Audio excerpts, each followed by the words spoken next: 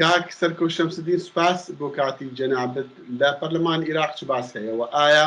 تا چەندێک ڤایرۆسی کۆرۆنا کاریگەری کردووە لەسەر پرۆسەی سیاسی عێراق و پێکەمیانی حکومەتی نوێ؟ بەڵێ سپاس بۆیەوە کاک دەخیلی وادارم سەلامەت بن بە دوور بن لە دەردی کۆرۆنا. ڕاستی پرۆسی سیاسی عێراق بۆ خۆی پێش کۆرۆنا لە دۆخێکی ئاڵۆزا بوو وەکو پێویست نەئەچوە پێشەوە هەر لەبەرەوە بوو بەشێکی زۆر لە هاوڵاتیانی عراقی لە سەرجەم شارەکانی ناڕاست و باشووری عراق خۆپیشاندانیان کرد دژی هێزە سیاسیەکانی سەرحکوم و لە هەرێمی کوردستانیش دیگەرانی لە سیستەمی سیاسی هەیە، بەڵام کۆرۆنا وای کردووە ئێمە لەوەی کە پشووی پەرلەمانیش تەواو بووە مانگێک زیاترە نەمانتوانیوە هیچ کۆبوونەوەی بکەین جگە لە خەلیەی ئەزمە کە ئێستا لە پەرلەمان دروستکراوە، بەڵام کۆرۆنا لەو ناحیەوە کاریگەری هەبوو لەسەر کاروباری سیاسی عراق لەوەی کە هەندێک لە هێزە سیاسیەکان ئیستیغلالی بکەن زیاتر بۆ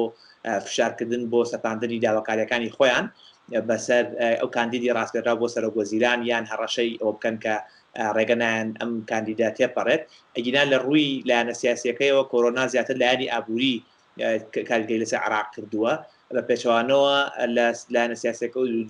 فشارێک لای شەقام هەیە کە فەرسەتێکە بۆ عەدنان زورفی کە حکومەتێک بێنێ لە دۆخێکی ئێستا لە هەموو کات زیاتر زەڕووترە حکومەتێکی تازە هەبێ لە عێراق. یاکەواتە هیوا زیاترە لەوەی کە سەرۆکوەزیرانی نیشانکراوی نوێ بتوانێت حکومەتێک بێنێ لە دەڕۆژی داهاتوودا؟ بەڵێ هیوایەکی تاوەکو ئێستا تاوەکو ئەم تر کەساتەکە ئێمە قسەکەن گەر هیچ شتێکی نەخوازرا و ڕوونەیە ئاڵۆزی سیاسی یا ئەمنی پێم وایە عەدنان زورفی شەنسی زیاتر لەوە هەیە کە حکومەت پێ بگەێنێ وەک لەوەی کە شکست بێنێ. بەڵێ کاک سەرکەوت حەزم نەکرد بزانم لە لای جەناب و ئەندامێکی پەرلەمان حکومەت تا چەندێ لە بەڕێگایەکی ڕاست و درست ڕەفتاری کردووە لەگەڵ بابەتی بەڵاوبوونەوەی یا ڕێگرتن لە بەڵاوبوونەوەی ڤایرۆسی کۆرۆنا لە عێراق؟ بەڵێ حکومەتی عراقی و حکومەتی هەرێمی کوردستان هێشتا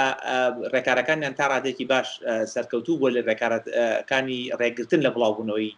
ڤایرۆسی کۆرۆنا بە حکومەوەی تاوەکو ئێستا عێراق و هەرێمی کوردستان لە ڕووی نەخشەوە لە ناو ئەو وڵاتانە نین کە حاڵەتی مەترسیدارن بۆ بڵاوبوونەوەی نەخۆشی کۆرۆنا، هەرچەندە ئێران یەکێکە لەو وڵاتانە و دراوسی ئێمە و پەیوەندێکی زۆری ئابووری و کۆمەڵایەتیشی لەگەڵ عێراقا هەیە،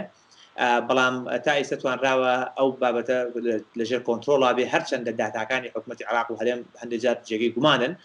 بەڵام ئەوەی کە ئەبینین مردن کەمە تا بەو ڕادەیە زۆر نییە نیشانەی ئەوەیە کە دۆخەکە هێشتا مەترسیدار نییە و ڕێکارەکانیان تا ڕادەیەک سەرکەوتوو بۆ، بەڵام ئەمە دوو بەشە بەشێکێتی بەشی دووەم لەلایەنی ئابووری کە هیچیان تا ئێستا وەکو پێویست سەرکەوتوو نەبوون بە تایبەتی حکومەتی هەرێم لەو بابەتە هیچ ئامادەکاریەکی نییە و هیچ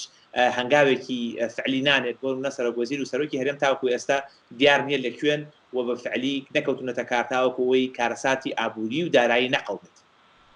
لەسەر ئاستی عێراق کاک سەرکەوت پێت وایە چونکە لە زۆر لە وڵاتان بە تایبەتی لە ئەمریکاش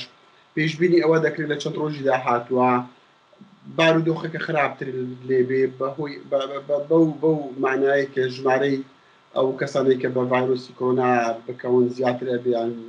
ژمارەی مردووەکان زیاترە بێ، پێشبینی چی دەکرێت لە عێراق بە تایبەتیش دراوسی ئێرانەوە ئێران سەرچاوەی ئەوەیە کە ڤایرۆسی کۆرۆنا زیاتر هەڵبتە ناو عێراق؟ بەڵێ ئێران زۆر گرفتریشی بۆ عێراق دروست کردووە هەر کۆرۆنا نییە، بەڵام ناچاری مامەڵی لەگەڵا بکەین. من پێم وایە لە عێراق و هەرێمی کوردستان ئەگەر ڕێکارەکان بەم شێوەی ئێستا بەردەوام بێ